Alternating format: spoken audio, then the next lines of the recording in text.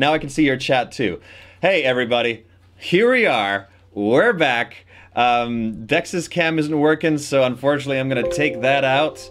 And we'll figure that out for tomorrow. Who knows? Who knows what happens in these situations? Who knows what little imps are in the computer? Like, what are all those creatures that they're trying to clean out and at the Weasleys?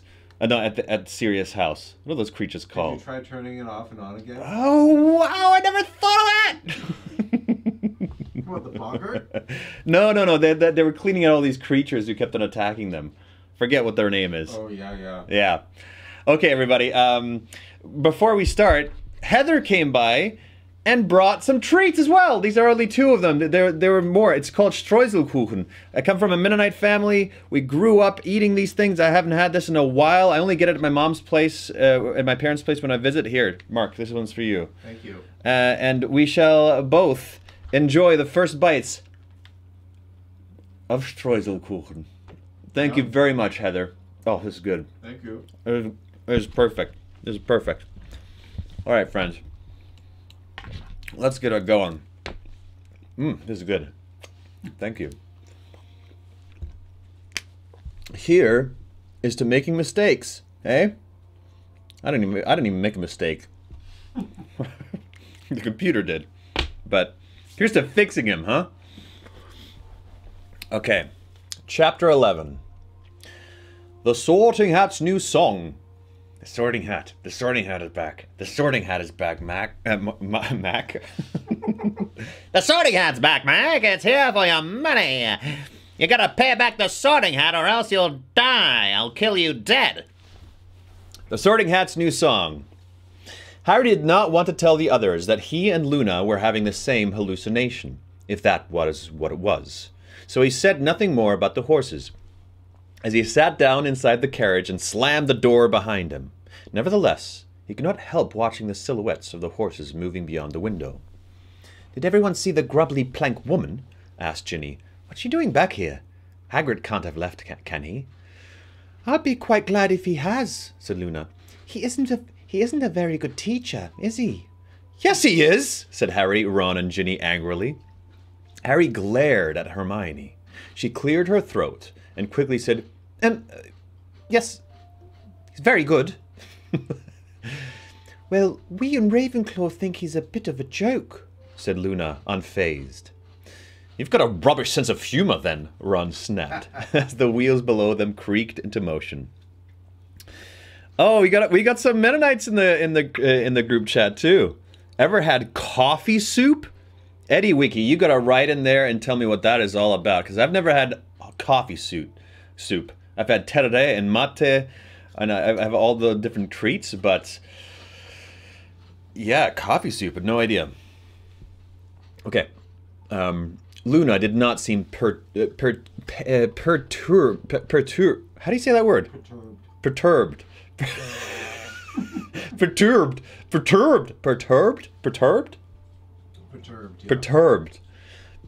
by Ron's rudeness. On the contrary, she simply watched him for a while, as though he were a mildly interesting television program.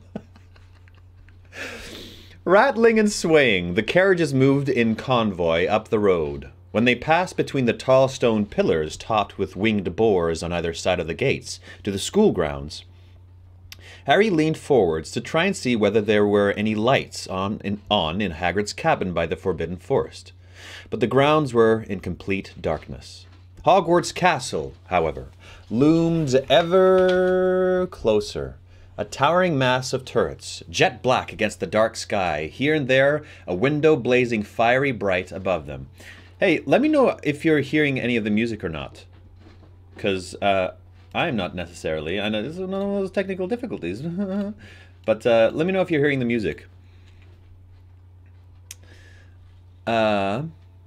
The carriages jingled to a halt near the stone steps leading up to the oak front doors, and Harry got out of the carriage first. He turned again to look for lit windows down by the forest, but there was definitely no sign of life within Hagrid's cabin.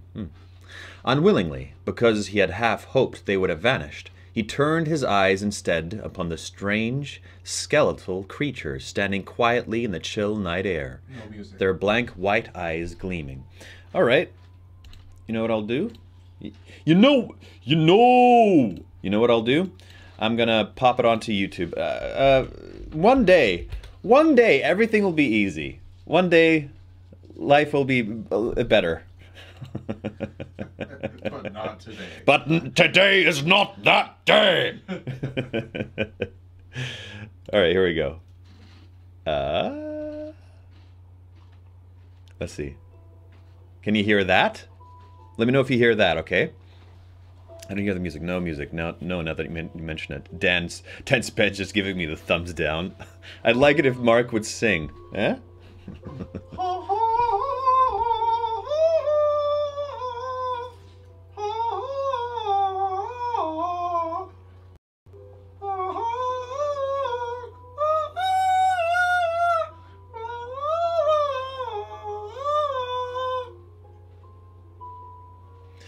What have you wrought, Dan? What have you wrought? Is that... Okay, so I'll turn it up just a tiny little bit. There we go. Okay. There. Thank you, Mark. Thank you. That was beautiful. That was this is breaking me. Tis a thing of beauty. All right, let's keep going. No, not that! Harry had once before had the experience of seeing something that Ron could not, but that had been a reflection in a mirror, something much more insubstantial than 100 very solid-looking beasts, strong enough to pull a fleet of carriages. If Luna was to be believed, the beasts had always been there, but invisible. Why then could Harry suddenly see them, and why could Ron not? "Are you coming or not?" said Ron beside him. "Oh, yeah," said Harry quickly, and they joined the crowd hurrying up the stone steps into the castle. The entrance hall was ablaze with torches and echoing with footsteps as the students crossed the flagged stone floor for the double doors to the right, leading to the great hall and the start of term feast. The 4 long house tables in the great hall were filling up under the starless black ceiling, which was just like the sky they could glimpse through the high windows. Candles floated in mid-air all along the tables, illuminating the silvery ghosts who were dotted about the hall, and the faces of the students talking eagerly, exchanging summer news, shouting greetings at friends from other houses, eyeing one another's new haircuts and robes. Again, Harry noticed people putting their heads together to whisper as he passed. He gritted his teeth and tried to act as though he neither noticed nor cared. You know what, the Wizarding World in California there, they probably have this hall. I'm wondering how they do the weather effects. Do they have just giant screens on the top of the roof of this dining hall? I'm interested in indoor rain clouds. Like actual rain falling down onto people's faces. Real clouds, yeah. Yeah. Real clouds. Yeah, they're gods who have made clouds appear indoors. Exactly. Yeah. Magic is real, John. Oh, you're in a chipper mood today. I did nature things yesterday. I was Yeah. still riding the high. Got relieved, right? Yeah.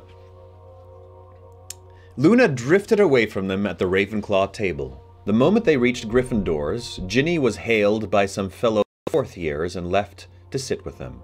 Harry, Ron, Hermione, and Neville found seats together about halfway down the table between nearly headless Nick, the Gryffindor house ghost, and Parvati Patil and Lavender Brown. The last 2 of them gave Harry airy, overly friendly greetings that made him quite sure they had stopped talking about him a split second before. He had more impatient things to worry about, however. He was looking over the students' heads to the staff table that ran along the top wall of the hall. He's not there. Ron and Hermione scanned the staff table too, though there was no real need. Hagrid's size made him instantly obvious in any lineup. "He can't have left," said Ron, sounding slightly anxious. "Of course he hasn't," said Harry firmly. "You don't think he's hurt or anything, do you?" said Hermione uneasily. "No," said Harry at once. "But where is he then?" There was a pause. Then Harry said very quietly, so that Neville, Parvati, and Lavender could not hear, "Maybe he's not back yet, you know? From his mission? The thing he was doing over the summer for Dumbledore? Yeah, that'll be it, said Ron, sounding reassured. But Hermione bit her lip, looking up and down the staff table as though hoping for some conclusive explanation of Hagrid's absence. Who's that? She said sharply, pointing towards the middle of the staff table. Harry's eyes followed hers. They lit first upon Professor Dumbledore, sitting in his high-backed golden chair at the center of the long staff table, wearing deep purple robes scattered with silvery stars and a matching hat. Dumbledore's head was inclined towards the woman sitting next to him, who was talking into his ear. She looked, Harry thought, like somebody's maiden aunt, squat, with short, curly, mouse-brown hair, in which she had placed a horrible pink Alice band that matched the fluffy pink cardigan she wore over her robes. Then she turned her face slightly to take a sip from her goblet, and he saw, with a shock of recognition, a pallid, toad-like face and a pair of prominent, pouchy eyes. Toad-like. That's, Umptious. What's her name? Umptious, yeah. Umptious. Umgees. That's Umgees. Umbridge. Umbridge, that was it. Umbridge. Umptious. Clouds are there, but it doesn't rain on them. John's hair is very coiffed today. Coiffed! Thanks. Oh, I'm seeing a whole bunch of text that is just has to be the Sorting Hat. Oh, God. It's that Umbridge woman. Who? Said Hermione. She was at my hearing. She works for Fudge. Nice cardigan, said Ron, smirking. She works for Fudge, Hermione repeated, frowning. What on earth she doing here, then? Dunno. Hermione scanned the staff table. Her eyes narrowed. No, she muttered. No, surely not. Harry did not understand what she was talking about, but did not ask. His attention had been caught by Professor Grubbly Plank. What a name. What a name that is.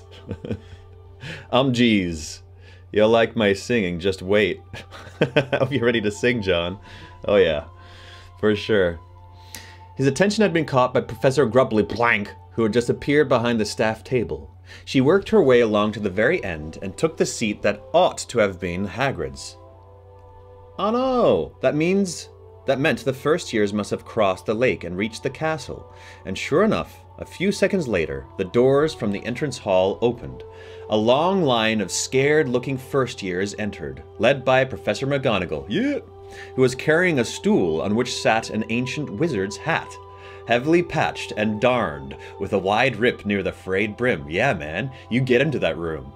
The buzz of talk in the great hall faded away. The first years lined up in front of the staff table, facing the rest of the students, and Professor McGonagall placed the stool carefully in front of them, then stood back, and also placed the chair in front of her. Stool. Oh, yeah. Check it out. Mark, hopefully it focuses. It's focusing on faces, so you can't really see it. But maybe here. Oh, yeah, there you go. See that? Mark made this. Mark made the Sorting Hat. Isn't that cool? That's awesome. Thank you, Mark. You're welcome. We all are appreciative of your work. Okay, Robot John.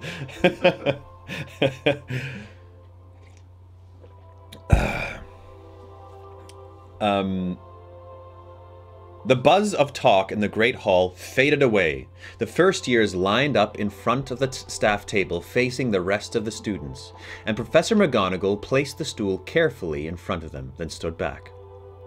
The first years' faces glowed palely in the candlelight. This is a bit loud, just a tiny titch too loud. There we go. A small boy right in the middle of the row looked as though he was trembling. Harry recalled, fleetingly, how terrified he had felt when he had stood there, waiting for the unknown test that would determine which house he belonged. The whole school waited with bated breath. Then the rip near the hat's brim opened wide like a mouth, and the Sorting Hat burst into song. Okay, he's constipated, that's my main adjective. Constipation. Yeah, there we go. In times of old when I was new and Hogwarts... I'm gonna go a bit faster because this is a lot. In times of old when I was new and Hogwarts barely started, the founders of our noble school thought never to be parted. United by common goal, they had the selfsome yearning to make the world's best magic school and pass along their learning. Together we will build and teach, the four good friends decided, and never did they dream that they might someday be divided. For there was such... For were there such friends anywhere as Slytherin and Gryffindor, unless it was the second pair of Hufflepuff and Ravenclaw? So how... What?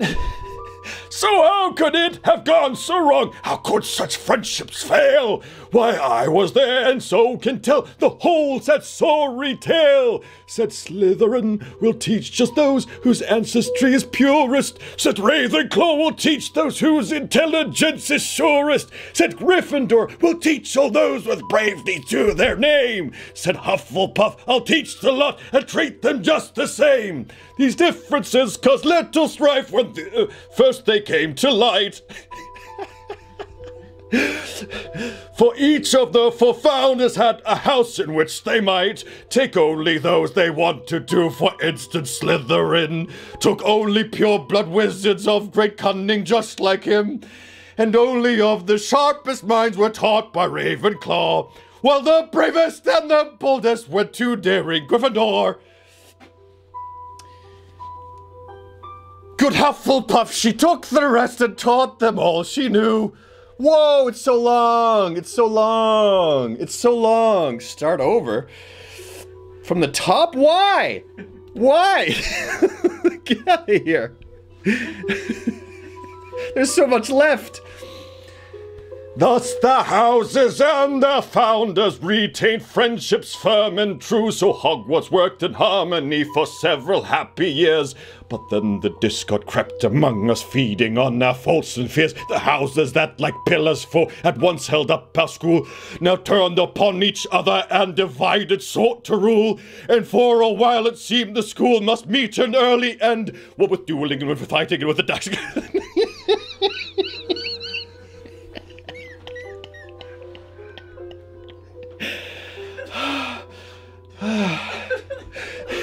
Trying to mix up the timing. What with the dueling and with fighting and the clash of friend, and at last there came a morning when old Slytherin departed. And though the fighting then died out, he left us quite downhearted. And never since the founders four were whittled down to three have the houses been united as they once were meant to be. And now the Sorting Hat is here, and you all know the score. I sort you into houses because that's what I'm for. But this year I'll go further, listen closely to my song.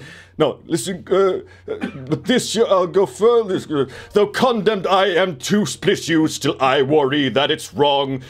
Though I must fulfill my duty and must quarter every year, still I wonder whether sorting may not bring the end I fear. Oh, lo, the perils, read the signs, the warning history shows.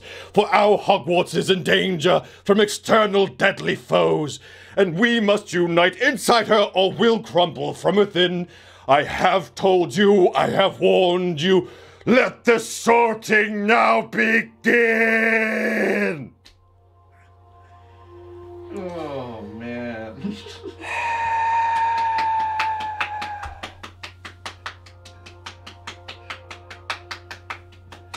You know, I was thinking throughout all that. Yeah.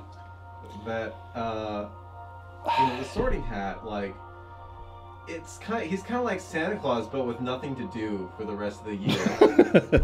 So, he's got one day to do his thing. So, he writes that throughout the whole year. Yeah. And of course it's long, because he's only got the one time. He's like, listen, this is the only thing I do. I'm going to make it out of it. He spends all this time writing these that. sweet poems, but he doesn't work on his singing voice. No. He's just like, don't have time for this. And everybody's like, Okay. Thanks for updating us, Twitter.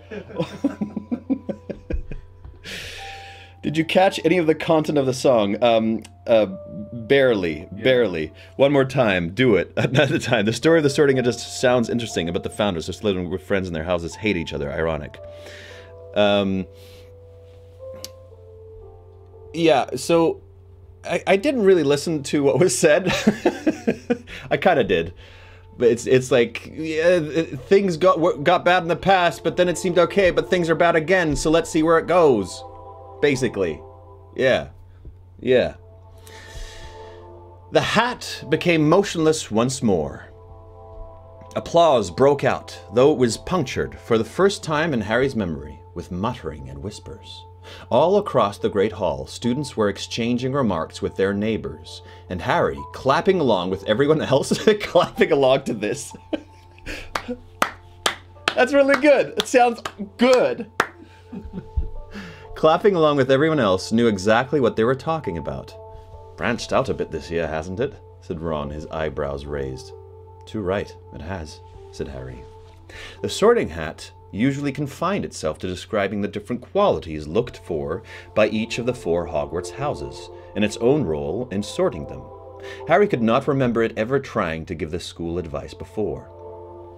Oh, interesting. I wonder if it's ever given warnings before, said Hermione, sounding slightly anxious.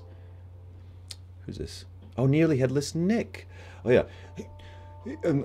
John, please. Yes, yes, indeed, said Nearly Headless Nick knowledgeably, leaning across Neville towards her. Neville winced. It was very uncomfortable to have a ghost lean through you.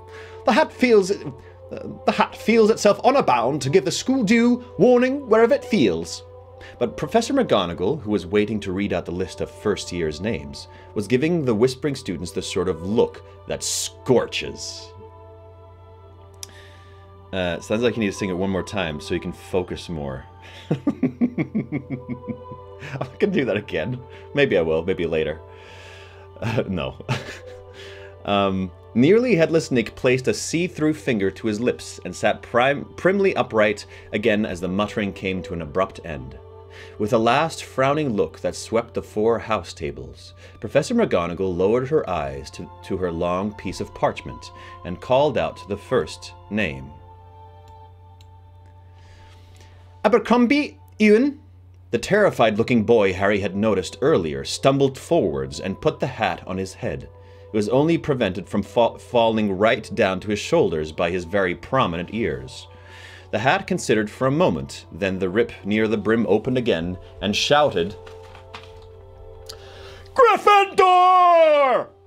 Harry clapped loudly with the rest of the Gryffindor house as Ewan Abercrombie staggered to their table and sat down, looking as though he would like very much to sink through the floor and never be looked at again. Slowly, the long line of first years thinned. In the pauses between the names and the sorting hat's decisions, Harry could hear Ron's stomach rumbling loudly. Finally, Zeller, Rose, was sorted into Hufflepuff, and Professor McGonagall picked up the hat and stool and marched them away as Professor Dumbledore rose to his feet. Mark, let us know if you hear him singing to himself later this evening. John's not allowed to sing in the house except for during Harry Potter hour. What do you always say when I do? Like, I walk into the kitchen whistling or singing. What do you say again? Oh, I say what my stepdad says, which is, if I wanted a bungee, I'd buy one. This is the kind of sass I get in this house. Kind of sass. So angry sass. Whatever his recent bitter feelings had been towards his headmaster, Harry was somehow soothed to see Dumbledore standing before them all. Between the absence of Hagrid and the presence of those dragonish horses, he had felt that his return to Hogwarts, so long anticipated, was full of unexpected surprises, like jarring notes in a familiar song. Nothing about that was jarring, come on, it's perfect. But this, at least, was how it was supposed to be. Their headmaster rising to greet them all before the start of term feast. To our newcomers, said Dumbledore in a ringing voice, his arms stretched wide and a beaming smile on his lips. welcome! To our old hands, welcome back! There's a time for speech-making, but this is not it. Tuck in. What? What is going on? My whole world's flipped upside down! Ah! Dumbledore, where's your speech? Where's your speech, Dumbledore? There is an appreciative laugh and an outbreak of applause as Dumbledore sat down neatly and threw his long beard over his shoulder so as to keep it out of the way of the plate. For food had appeared out of nowhere, so that the five long tables were groaning under joints and pies and dishes of vegetables, bread and sauces and flagons of pumpkin juice. Flagon. What did I say? Flagon. It's just such a good word. Oh, yeah, it is a great word, flagon. Because it sounds like dragon, too. That's probably why. Excellent, said Ron, with a kind of groan of longing, and he seized the nearest plate of chops and began piling them onto his plate, watched wistfully by nearly headless Nick. What were you saying before the sorting? Hermione asked the ghost. About the hat giving warnings. Oh, yes, said Nick, who seemed glad of a reason to turn away from Ron. Oh, a bit ghost-like. There we go, that's better. Who was now eating roast potatoes with almost indecent enthusiasm. Yes, I've heard the hat give several warnings before, always at times when it detects periods of great danger for the school, and always, of course, its advice the same. Stand together, be strong from within. This is food, mouthful of food dialogue. How can it no scuss and danger's that? said Ron. His mouth was so full, Harry thought it was quite an achievement for him to make any noise at all. I beg your pardon, said nearly headless Nick politely, while Hermione looked revolted. Ron gave an enormous swallow and said, How can it know if the school's in danger if it's a hat? I have no idea, said nearly headless Nick. Of course, it lives in Dumbledore's office, so I dare say it picks things up there. And it wants all the houses to be friends, said Harry, looking over at Slytherin table, where Draco Malfoy was holding court. Fat chance. Well, now you shouldn't take that attitude, said Nick reprovingly. Peaceful cooperation, that's the key. We ghosts, though we belong to separate houses, maintain links of friendships. In spite of the competitiveness between Gryffindor and Slytherin, I would never dream of seeking an argument with the bloody Baron. Only because you're terrified of him, said Ron. Nearly headless Nick looked highly affronted. Terrified? I hope I, Sir Nicholas de Mimsy-Porplington, have never been guilty of cowardice in my life. The noble blood that runs in my veins... What blood?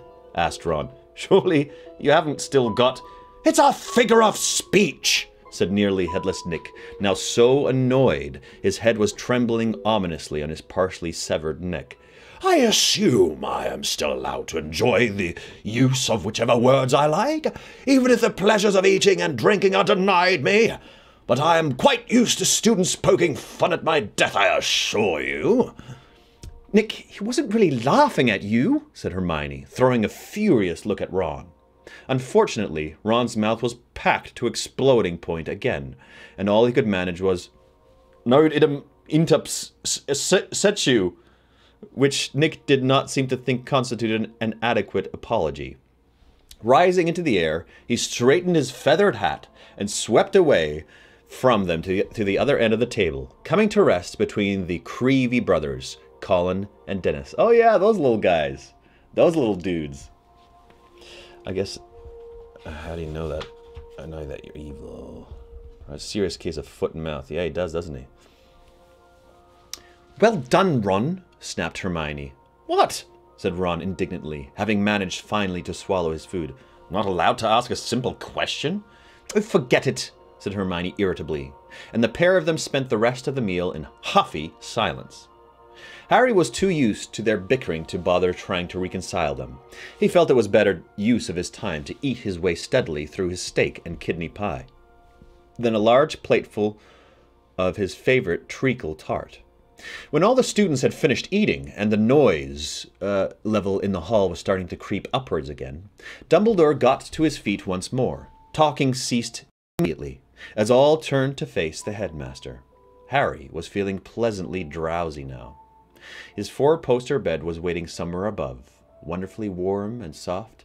Well, now that we are all digesting another magnificent feast, I beg a few moments of your attention for the usual start of term notices, said Dumbledore. First years ought to know that the forest in the grounds is out of bounds to students, and a few of our older students ought to know by now, too.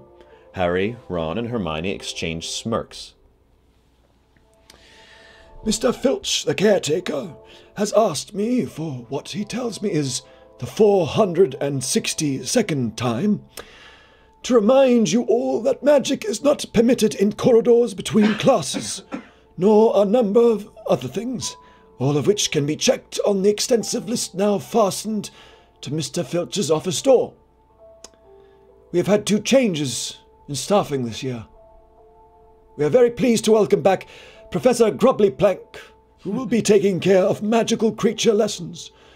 We are also delighted to introduce Professor Umbridge, our new Defense Against the Dark Arts teacher. Oh. Yeah, that's what I expected. You know what I think is happening? People are typing, but I'm just getting the same... I'm not getting everybody's actual text, which is odd. I'm getting the same thing over and over and over again. Oh. Yeah, weird. Oh, everything's getting messed up today, but doesn't matter. We're having a fun time, so calm down. Don't give me no sass. Speak for yourself. This is not enjoyable for me in the slightest. I do it as a favor to you as a friend. Well, okay, my parents will pay you later. So I can't actually read what you're writing. Just a few of yours. Yeah. Okay, so she's the new Defense Against the Dark Arts teacher. Okay. There was a round of polite but fairly unenthusiastic applause, during which Harry, Ron, and Hermione exchanged slightly panicked looks. Dumbledore had not said for how long Grubbly-Planks would be teaching. Dumbledore continued. Tryouts for the house Quidditch teams will take place on the... He broke off, looking inquiringly at Professor Umbridge.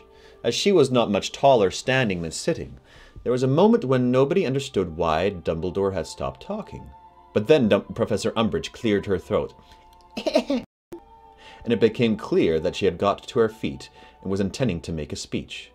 Dumbledore only looked taken aback for a moment. Then he sat down smartly and looked alertly at Professor Umbridge, as though he desired nothing better than to listen to her talk. He's got his own kind of sass. It's friendly, very, very, very, very friendly sass. Just like, I'll give you all the attention you deserve. Other members of staff were not as adept at hiding their surprise. Professor Sprout's eyebrows had disappeared into her flyaway hair, and Professor McGonagall's mouth was as thin as Harry had ever seen it. No new teacher had ever interrupted Dumbledore before. Many of the students were smirking. This woman obviously did not know how things were done at Hogwarts. Thank you, Headmaster, Professor Umbridge simpered.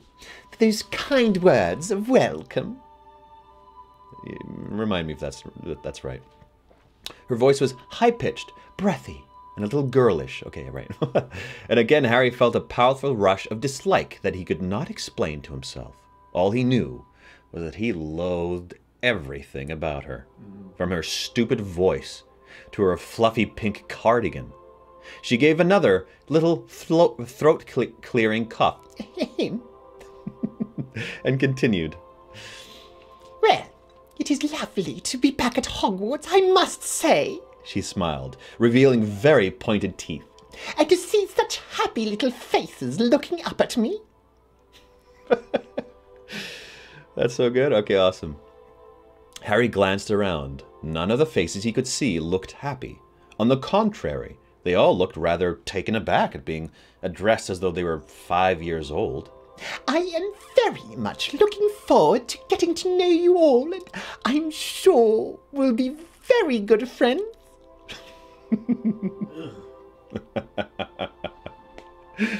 It's perfect. Okay, awesome, good. Students exchanged looks at this. Some of them were barely concealing grins. Oh, wait, who's saying this? Oh, Parvati. Parvati. I'll be a friend as long as I don't have to borrow that cardigan. Parvati whispered to Lavender, and both of them lapsed into silent giggles. Professor Umbridge cleared her throat again.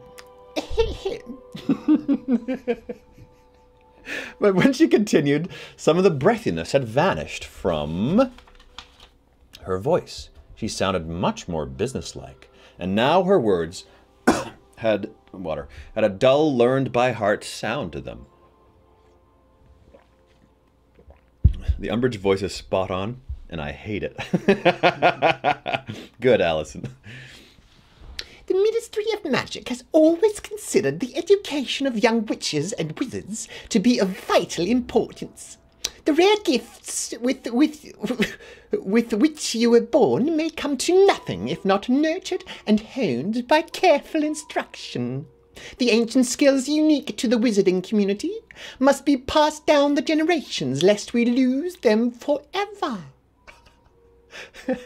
The treasure trove of magical knowledge amassed by our ancestors must be guarded, replenished, and polished by those who have been called to the noble profession of teaching. Professor Umbridge paused here and made a little bow to her fellow staff members, none of whom bowed back to her. Yeah, diss her. Professor McGonagall's dark eyebrows had contracted so that she looked positively hawk-like, and Harry distinctly saw her exchange a significant glance with Professor Sprout as Umbridge gave another little Him and went on with her speech. So she's just saying, you gotta train or else you'll lose it, right? So that's basically what she's just saying to them, I guess. Right, till now. She's so patronizing, that's so true. Every headmaster and headmistress of Hogwarts has brought something new to the weighty task of governing this historic school, and that is as it should be. For without progress there will be stagnation and decay. There again, progress for progress's sake must be discouraged. For our tried and tested traditions often require no tinkering. A balance, then, between old and new, between performance and change, between tradition and innovation. Harry found his attentiveness ebbing, as though his brain was slipping in and out of tune. The quiet that always filled the hall when Dumbledore was speaking was breaking up as students put their heads together, whispering and giggling. Over on the Ravenclaw table, Cho Chang was chatting animatedly with her friends. A few seats along from Cho, Luna Lovegood had got out the quibbler again.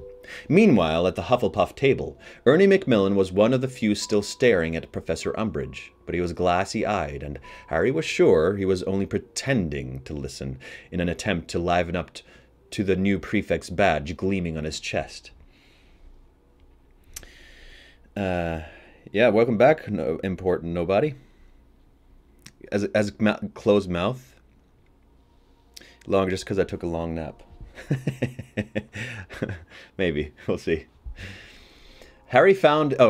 Professor Umbridge did not seem to notice the restlessness of her audience. Harry had the impression that a full-scale riot could have broken out under her nose, and she would have plowed on with her speech. The teachers, however, were still listening very attentively, and Hermione seemed to be drinking in every word Umbridge spoke, though, judging by her expression, they were not all to her taste. Because some changes will be for the better, while others will come in the fullness of time to be recognized as errors of judgment. Meanwhile, some old habits will be retained, and rightly so, whereas others, outmoded and outworn, must be abandoned. Let us move forward, then, into a new era of openness, effectiveness, and accountability, intent on preserving what ought to be preserved, perfecting what needs to be perfected, and pruning wherever we find practices that ought to be prohibited. She sat down. Dumbledore clapped. I love Dumbledore. That's awesome. The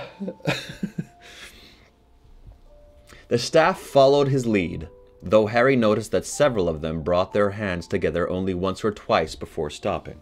A few students joined in, but most had been taken unawares by the end of the speech, not having listened to more than a few words of it. And before they could start applauding properly, Dumbledore had stood up again. Thank you very much, Professor Umbridge. That was most illuminating, he said, bowing to her. Now, as I was saying, Quidditch tryouts will be held. Yes, it certainly was illuminating, said Hermione in a low voice. Not telling me you enjoyed it, Ron said quietly, turning a glazed face towards Hermione. That was about the dullest speech I've ever heard, and I grew up with Percy. I said illuminating, yes, I said illuminating, not enjoyable, said Hermione. It explained a lot. Did it? Said Harry in surprise. Sounded like a load of waffle to me. There was some important stuff hidden in the waffle, said Hermione grimly. Was there? Said Ron blankly. How about progress for progress' sakes? Progress for progress's sake must be discouraged. How about pruning wherever we find practices that ought to be prohibited? Well, what does that mean? Said Ron impatiently. I'll tell you what it means, said Hermione through gritted teeth. It means the Ministry's interfering at Hogwarts.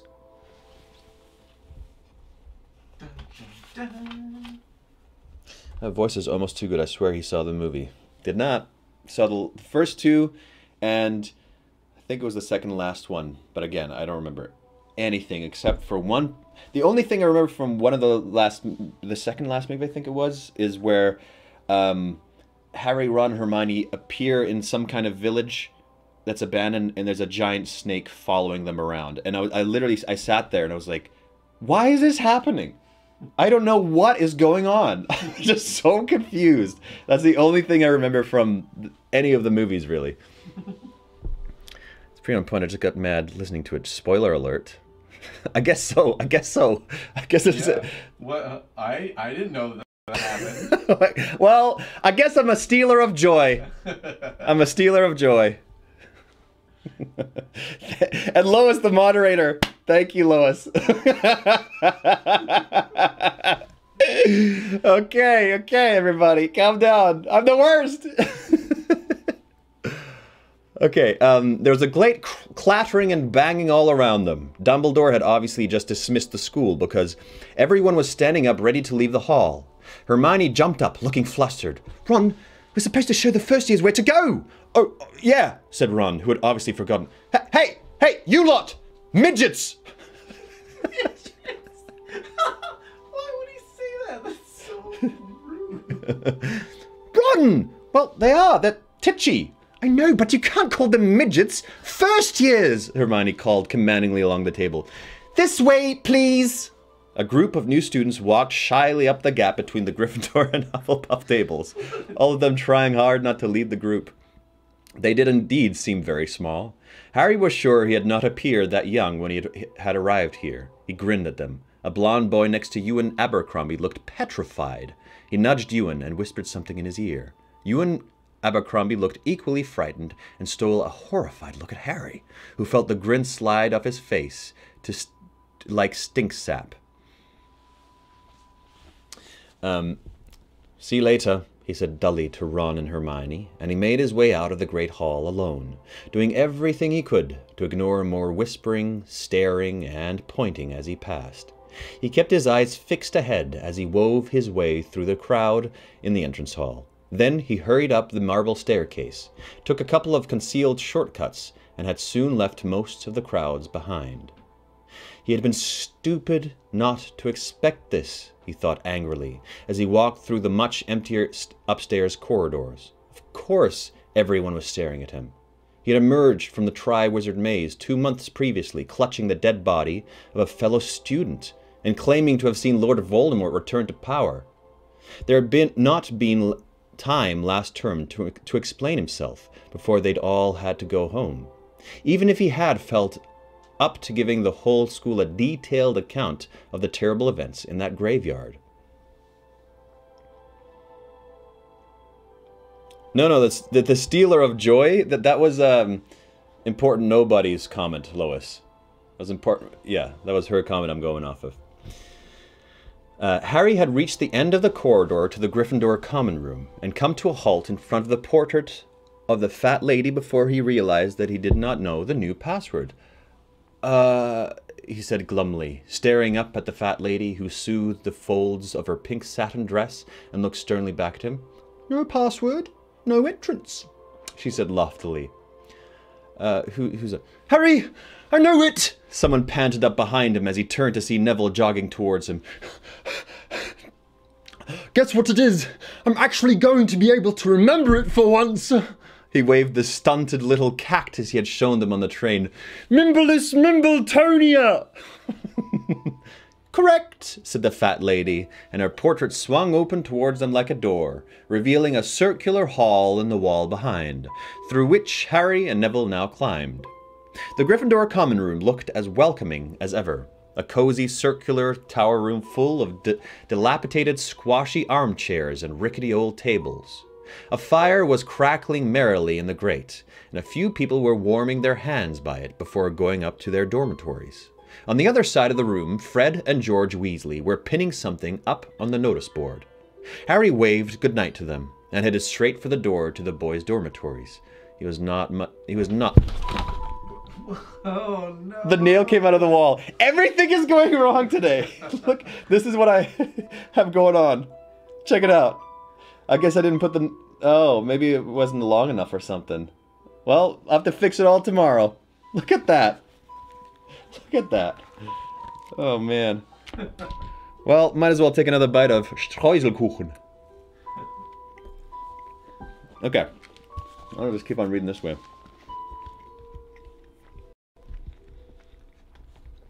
Okay.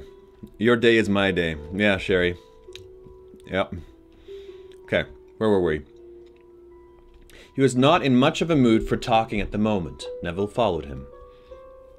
Dean Thomas and Seamus Finnegan had reached the dormitory first and were in the process of covering the walls behind beside their beds with posters and photographs.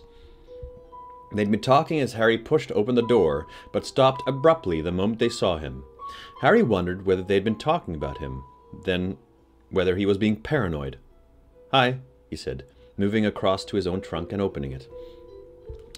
I didn't go through my list or anything today because of this whole thing.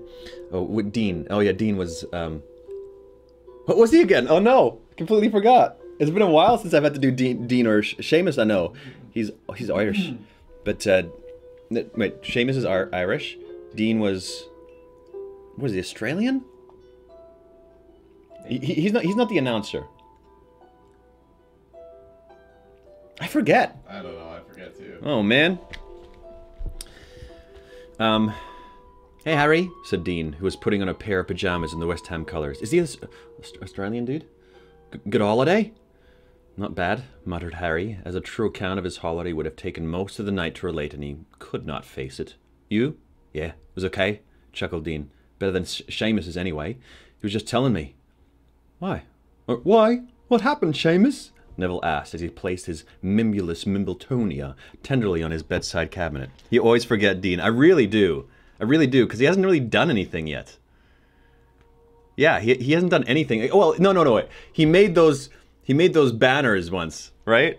He made the banners once. That's like the only thing. Nathan, Dean sounds like a crow. Lots of cause in between words.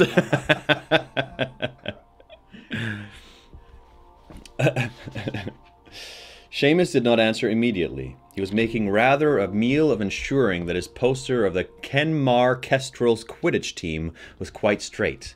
Then he said, with his back still turned to Harry, "Me mum didn't want... Irish accent. Me mum didn't want me to come back." "What?" said Harry, pausing in the act of pulling off his robes. "She didn't want me to come back to Hogwarts." Seamus turned away from his poster and pulled his own pajamas out of his trunk, still not looking at Harry. "But why?" said Harry, astonished. He knew that Seamus' mother was a witch, and could not understand, therefore, why she would have come over so Dursley-ish. Seamus did not answer until he had finished buttoning his pyjamas. "Well," he said in a measured voice, "suppose because of you." "What do you mean?" said Harry quickly. His heart was beating rather fast. He felt vaguely as though something was closing in on him. Someday John will not to read comments from Nathan Mose. I don't know if that'll ever happen. He felt vaguely as though something was closing in on him. "Well," said Seamus again, still avoiding Harry's eye. Well, it's not just you. It's Dumbledore, too." "She believes the Daily Prophet?" said Harry. "She thinks I'm a liar and Dumbledore's an old fool?" Seamus looked up at him. "Yeah, something like that." Harry said nothing. He threw his wand down onto his bedside table, pulled off his robes, stuffed them angrily into his trunk, and pulled on his pajamas. He was sick of it. Sick of being the person who was stared at and talked about all the time. If any of them knew, if any of them had the faintest idea what it felt like to be the one all these things had happened to. Mrs. Finnegan had no idea, the stupid woman, he thought savagely. He got into bed and made to pull the hangings closed around him. But before he could do so, Seamus said, "Look, what did happen that night when, with Cedric Diggory and all?" Seamus sounded nervous and eager at the same time. Dean, who had been bending over his trunk trying to retrieve a slipper, went oddly still, and Harry knew he was listening hard. "What are you asking me for?" Harry retorted. "Just read the Daily Prophet like your mother, why don't you? That'll tell you all you need to know." Don't you have a go at my mother?" Seamus snapped. I'll have a go at anyone who calls me a liar," said Harry. "Don't talk to me like that!" "I'll talk to you how I want," said Harry, his temper rising so fast. He snatched his wand back from his bedside table. "If you've got a problem sharing a dormitory with me, go and ask McGonagall if you can be moved. Stop your mummy worrying. Leave my mother out of this, Potter!" What's going on?" Ron had appeared in the doorway. He's such a teenager. He just feels something and he lashes out, right? He doesn't think. He's in that age right now. He's like, "I'm frustrated and it's your fault!" Just points at somebody. Ron had appeared in the doorway. His wide eyes traveled from Harry, who was kneeling on his bed with his wand pointing at Seamus, to Seamus, who was standing there with his fists raised. "He's having a go at my mother!" Seamus yelled. "What?" said Ron. "Harry wouldn't do that. We met your mother. We liked her." That's before she started believing every word the stinking Daily Prophet writes about me," said Harry at the top of his voice. "Oh," said Ron, comprehension dawning across his freckled face. "Oh, right. You know what?" said Seamus heatedly, casting Harry a venomous look. "He's right. I don't want to share a dormitory with him anymore. He's mad." "That's out of order, Seamus," said Ron, whose ears were starting to glow red, always a danger sign. "Out of order, am I?" shouted Seamus, who in contrast with Ron was going pale. "You believe all the rubbish he's come out with about you-know-who, do you? You reckon he's telling the truth?" "Yeah, I do," said Ron angrily. "Then you're mad too," said Seamus in disgust. "Yeah? Well, unfortunately for you, pal, I'm also a prefect," said Ron, jabbing himself in the chest with a finger. "So unless you want detention, watch your mouth." Seamus looked for a few seconds as though detention would be a reasonable price to pay to say what was going through his mind. But with a noise of contempt he turned on his heel, vaulted into bed, and pulled the hangings shut with such violence that they were ripped from the bed and fell in a dusty pile to the floor. Ron glared at Seamus, then looked at Dean and Neville. "Anyone else's parents got a problem with Harry?" he said aggressively. My parents are muggles, mate," said Dean, shrugging. "They don't know anything about no deaths at Hogwarts because I'm not stupid enough to tell them." Okay, I like him a little bit there. "You don't know my mother. She'd weasel anything out of anyone," Seamus snapped at him. "Anyway, your parents don't go to the Daily Prophet. Don't get the Daily Prophet. They don't know our headmaster's been sacked from the Wizengamot and the International Confederation of Wizards because he's losing his marbles." "My gran says that's rubbish," piped up Neville. "She says it's the Daily Prophet that's going downhill, not Dumbledore. She's cancelled our subscription." We believe Harry, said Neville simply. He climbed into bed and pulled the covers up to his chin, looking owlishly over them at Seamus. My Gran's always said you-know-who would come back one day. She says if Dumbledore says he's back, he's back. Harry felt a rush of gratitude towards Neville. Nobody else said anything. Seamus got out his wand, repaired the bed hangings, and vanished behind them. Dean got into bed, rolled over, and fell silent. Neville, who appeared to have nothing more to say either, was gazing fondly at his moonlit cactus. He's so lovingly simple. I love it. Go Neville. Yeah. Stick it up for him. Neville and Ron. Yeah. Harry lay back on his pillows while Ron bustled around the next bed, putting his things away. He felt shaken by the argument with Seamus, whom he had always liked very much. How many more people were going to suggest that he was lying or unhinged? Had Dumbledore suffered like this all summer? As first the Wizengamot, then the International Confederation of Wizards had thrown him from their ranks? Was it anger at Harry, perhaps, that had stopped Dumbledore getting in touch with him for months? The two of them were in this together, after all. Dumbledore had believed Harry, announced his version of events to the whole school, and then to the wider wizarding community. Anyone who thought Harry was a liar had to think that Dumbledore was too, or else that Dumbledore had been hoodwinked. They'll know we're right in the end, thought Harry miserably, as Ron got into bed and extinguished the last candle in the dormitory. But he wondered how many more attacks like Seamus's he would have to endure before that time came. End of the chapter. Wow! Ranks being broken. Division. Trouble in paradise. It was never paradise, John. It is almost every fifth chapter when Harry's like, and he was the happiest boy in the world. It seems to be happening less and less the last 2 months. Yeah, it's true. Tis true, especially at the beginning of this book. There's barely been any of that. Yeah, his only like real happiness was in celebration that he didn't go to prison, Right? Yeah. Or at least like get kicked out of Hogwarts and his wand broken and whatever. So. Well, it's gonna be interesting. So, well, it seems like every year there's a group of people who are just like, Harry. Like he's dealt with that every year at Hogwarts, but maybe it's gonna be like it'd be interesting if it's the whole year of everybody just being against him. Just having few allies, few people in power like Ron and Hermione standing up for him. And Umbridge being at Hogwarts is definitely gonna cause like some bold poop. Bold poop. Bull poop. Bull poop. I thought you said bold poop. Some bold poop. Man, that's some bold poop you got right there. Thanks, I made it myself. Should go another hour. I mean, for those people who were super busy the first half. Sorry, not today. Not today.